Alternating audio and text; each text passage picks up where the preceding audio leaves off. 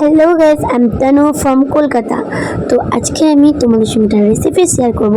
সেটা হচ্ছে মুরগির ছাট, যেটাকে তোমরা কি বলো আমি জানি না, বাট ওটাকে আমরা ছাট বলি, আমাদের এখানকার ছাট বলা হয় ওটা। তো ওটা আমি কেন, আমার ফ্যামিলি ওটা সবাই খুব ভালোবাসে। তো আমি জানি না ওটা তোমাদের ভালোবাসো কি না, তাও তোমাদের সঙ্গে রেসিপিটা আমরা শেয়ার করছি।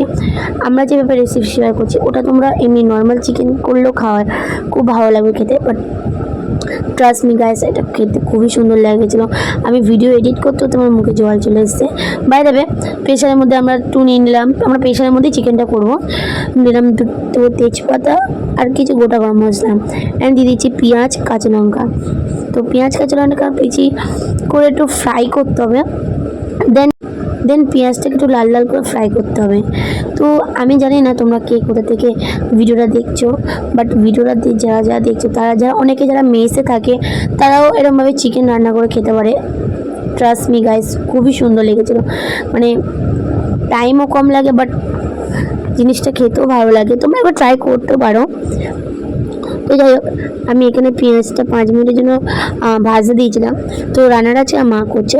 তারপর নুন দিয়ে দিয়েছি, কারণ পেঁয়াজটার মধ্যে, তেলের মধ্যে পেঁয়াজের মধ্যে নুন দিলে না পেঁয়াজটা মজে যায়। তো নুনটা দেওয়ার পর পেঁয়াজটাকে আমরা আরও লাল লাল করে ভাজছি, অ্যান্ড দেন ওটার মধ্যে যাবে আদা রসুন বাটা।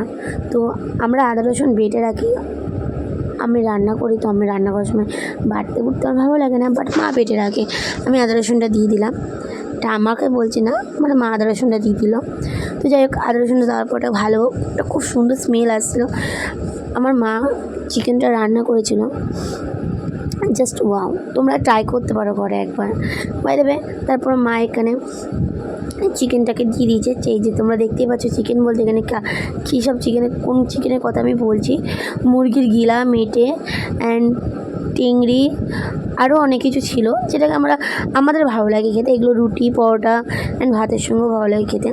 যে রেসিপিটা তোমাদের সঙ্গে শেয়ার করছি সেটা রুটি, পরোটা সব সঙ্গে খেতে ভালো লাগে। বাট আমরা আলুটা ভাজিনি, আলুটা না ভেজে রান্না করছি। প্রেশারে রান্না করার কারণটা হচ্ছে যে চিংড়িটা সেদ্ধ হয়ে যাবে।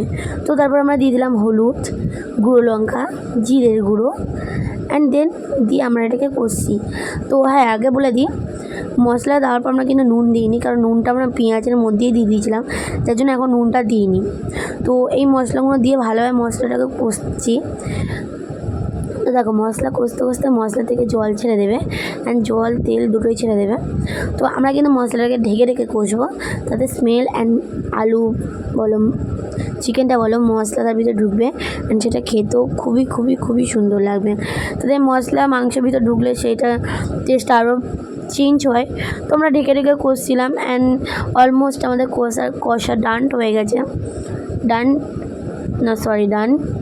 তো যাই হোক, তো দেখো গাইস, আমি জানি না গাইস তোমরা কেন খাও না, বাট না খাওয়ার রিজনটা কি তোমরা আমাকে কমেন্ট করতে পারো। বাট তোমরা একবার খেতে দেখতে পারো, জাস্ট ওয়াও লাগে খেতে। যাই হোক, আমাদের চিকেনটা অলমোস্ট কষা ডান হয়ে গেছে। এবার আমরা এর মধ্যে জল দিয়ে দেবো, কারণ জলটা দেওয়ার হচ্ছে কি আমাদের আলুটা, টেংরিটা সেদ্ধ হওয়ার জন্য, অ্যান্ড আদৌ বাদ বাকি চিকেনগুলো সেগুলো সেদ্ধ হয়ে যাবে। কিন্তু এটাকে আমরা কষা করবো, কেন এগুলো কষা খেতেই ভালো লাগে। তোমরা এরকম চিকেনও রান্না করতে পারো। তো আমরা এখানে হার্ডলি 3টে সিটি মেরেছিলাম। তো আমাদের সিটি মারা ডান। এবং দেখো তোমরা গাইস, চিকেনটা জাস্ট দেখো, অ্যান্ড এটা আমার ডিনার। তোমরা জাস্ট চিকেনটার কালারটা দেখো। এবার কী বলবো গাইস, খাবার শুনেও তো আমার এখন এডিট করতে গিয়ে আমার মুখে জল চলে আসছে। তো যাই হোক, চিকেনটা খুবই সুন্দর হয়েছিল। তোমরাও ঘরে একবার হলেও ট্রাই করবে, অ্যান্ড তার সঙ্গে আমি একটা কাঁচা লঙ্কা নিয়েছি, একটা লেবু, এটা আমার মাস্ট, এটা আমার লাগবেই ভাতের সাথে। And seriously guys, just wow হয়েছে। তো চলো, দেখাবে নেক্সট ব্লগে। লাইক অ্যান্ড সাবস্ক্রাইব করে দিও।